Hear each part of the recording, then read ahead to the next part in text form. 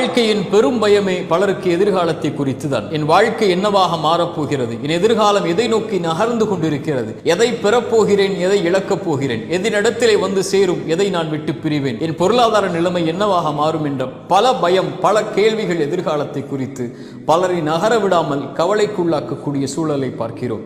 இறைத்தூதர் நம்முடைய மனதை ஆற்றக்கூடிய வார்த்தைகளை சொன்னார்கள்.